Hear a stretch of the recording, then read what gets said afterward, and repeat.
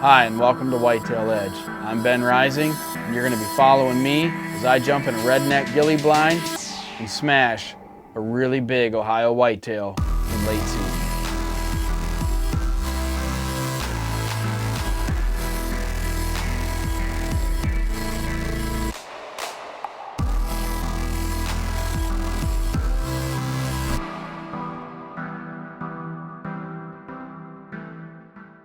Was this deer taken during the archery season? How can anybody do this, man? For archery, press 1.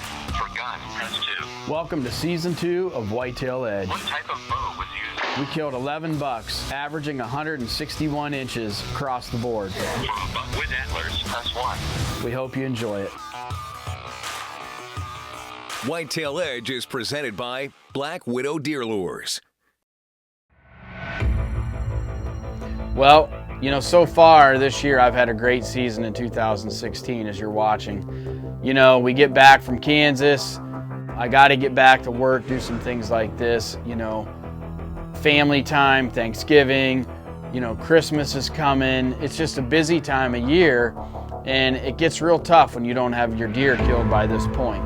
But I still really wasn't too nervous. I knew there was a few big deer hanging out, and I knew that the pressure probably had put them closer into my farm where I wanted them to be at this point. So I started running some trail cameras, and I started getting pictures of this deer I called Chief. And this was the deer I wanted to go after. It was a big typical, and I hurried up and moved a redneck ghillie blind off of one of my other farms because I needed it for this scenario that I was gonna, you know, that I was planning this attack in this cut soybean field. What I'm gonna do is get this redneck blind tucked in here, and I got a platform so I can throw it right in this brush and set it on there, and I might cut a couple of leafy beech trees that are still holding their leaves and just put around it. And then, being that they're already naturally feeding right here, in Ohio it's legal to, you know, bait or whatever. So I'm actually gonna take some big time, and I'm just gonna scatter. This is about the time those little does start popping. The ones that haven't been bred or the first time breeders, they're starting to come in heat. So you always get these big, dominant, mature bucks checking out these doe groups on food sources at this time of year. You know, I'm monitoring the camera. The wind is right. Chief's been showing up. It's time to slide into the redneck and see if we can make it happen. This Big Ten might be coming out here. Yeah, it's him right there. He's coming this way. Watch all these other deer right here.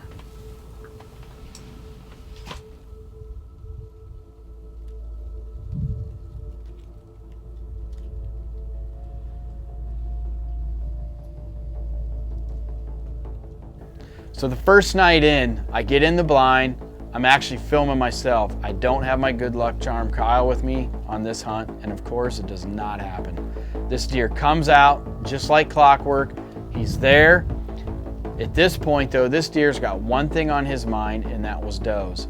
And here we might get in the game, but I don't think they're coming back now. Dang it, man. Well, I thought he was gonna come back. He's with the little doe is what it is. One of them little yearlings is in heat, and he's just hanging with her.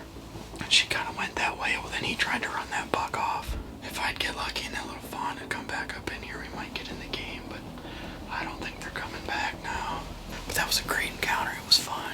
I just had a hunch I'd see that sucker tonight. And he wasn't really interested in feeding, and he kept bothering this one little doe, and so I knew at this point that he was going to be there. This little doe was not ready to breed, but he was very interested in her, and he followed her all over that field just like a lovesick puppy that night.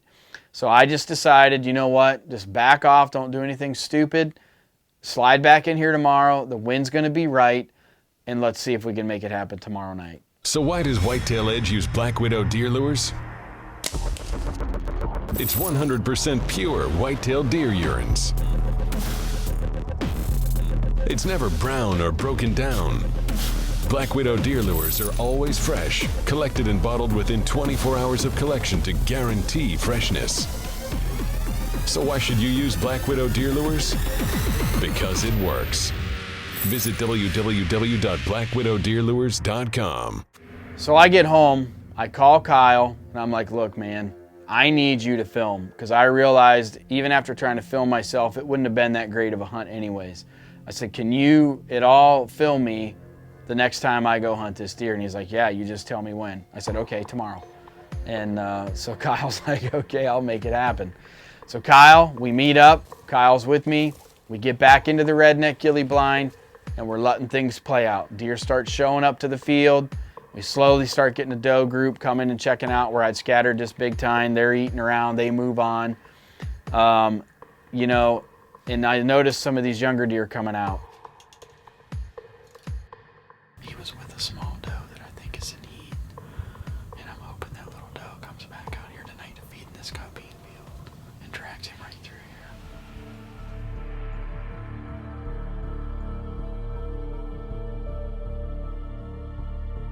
They're coming out one end, and Chief actually comes out in a complete different spot of that field than he did the night before.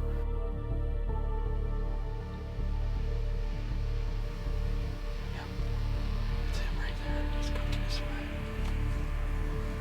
Watch all these other deer right here.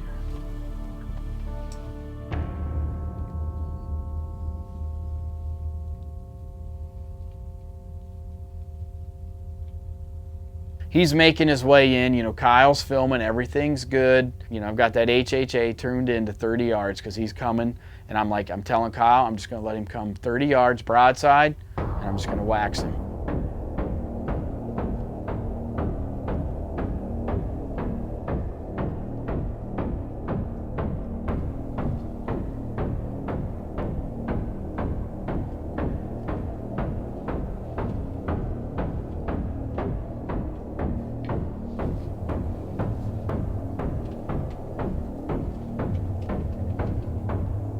You know, I heard a truck running across the hollow, you know, 2 farms over, but it's dead of winter, it's super cold out, it's super still and quiet, it's evening time, and this guy drops a snowplow on dry concrete and just starts scraping. I start to draw my bow, and all of a sudden, the deer bolts, he starts to take off, and this deer instantly, and I'm like, I'm ready, I can't adjust my sight even at this fast.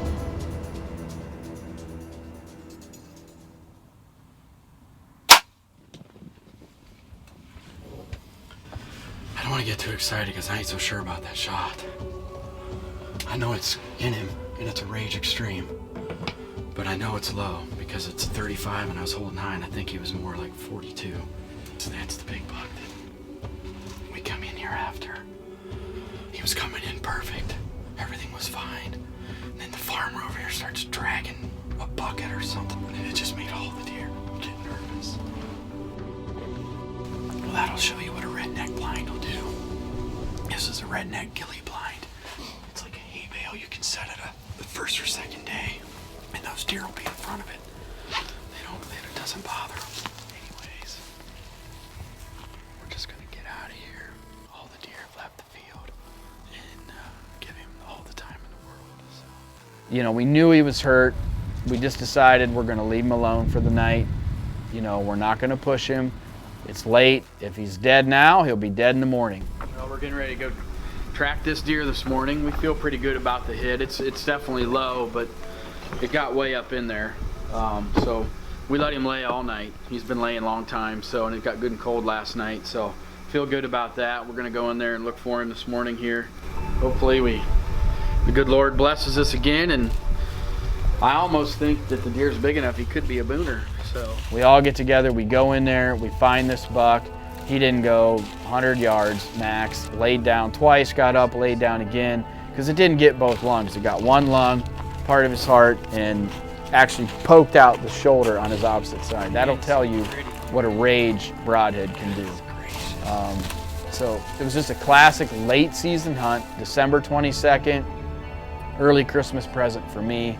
Just felt really good, and again, Kyle behind the camera, you know, it just all came together. I mean, and the redneck ghillie blind was truly the key for me in this hunt. Well, as you can see from the video, he did not go far. But we did the right thing. We let the deer lay all night, and that's the thing you got to do when you're not sure of a hit. We knew it was low, but We reviewed it and we were pretty sure that it got up in there, and it did. It did its job. I mean, this is the third booner for me this year. I'm pretty positive this deer is going to go in the 70s. I just feel so blessed. I'll tell you, the redneck blind, this ghillie blind, made all the difference in the world in this hunt.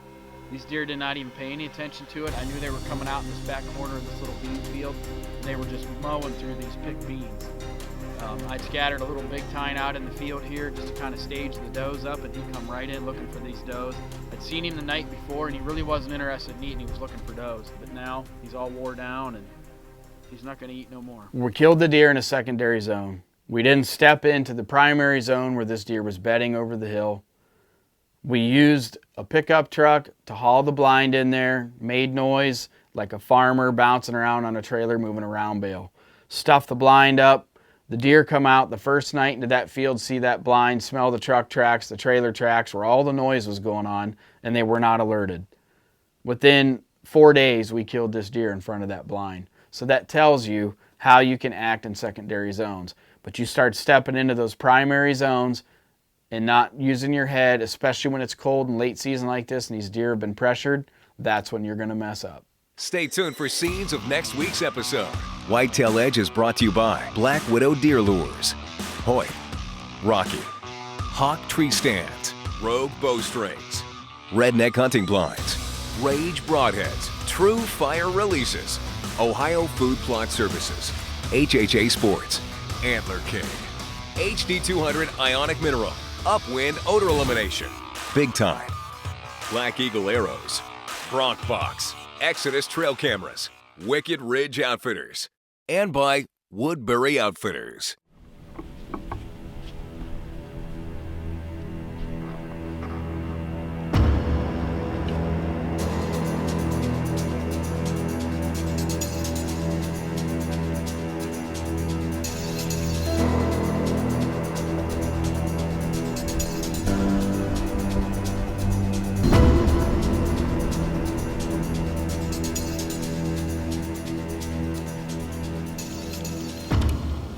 Follow us on Facebook and Instagram. Subscribe to our YouTube channel. Thanks for watching.